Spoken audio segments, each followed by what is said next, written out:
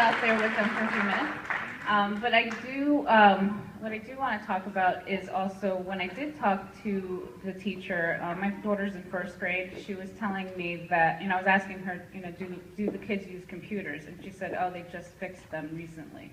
And no, they don't really use them very much. And so I wonder, we're starting to go into this whole park testing, how's it that, can you keep up with this technology? Because, we're having an issue with the security desk at PS17 as well with the computer, because they can't print out ID cards. And I know somebody was there today, but I want to make sure that it's not just at 17, because I've heard that it's at 23 as well. And that's a big security issue. So I think you really need to look into maybe hiring more IT people, as opposed to possibly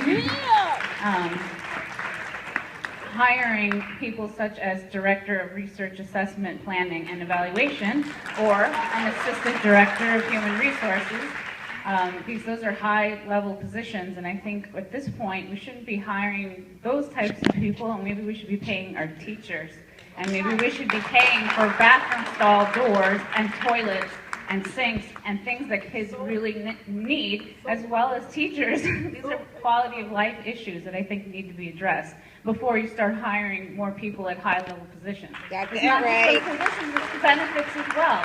Look at what you're spending. And then on the agenda tonight is the approval to purchase 4 police vehicles for $98,712. And I think we need to wait until our new board members Let get them on walk. before you decide on this tonight. Let them walk! But going back to the bathrooms and Good stuff, I workout. think you really need to go through these schools, because I can tell you that I know a few schools that don't have stall doors, don't have toilets that work. I mean, do you want your child to go to one of those bathrooms without a stall door? How embarrassing is that? Yeah, right. It's disgusting. I would not want any of my children to go through that. And I would make sure that there are paper towels and soap and things that are necessities, and our teachers don't have to go and buy them, okay? Or parents.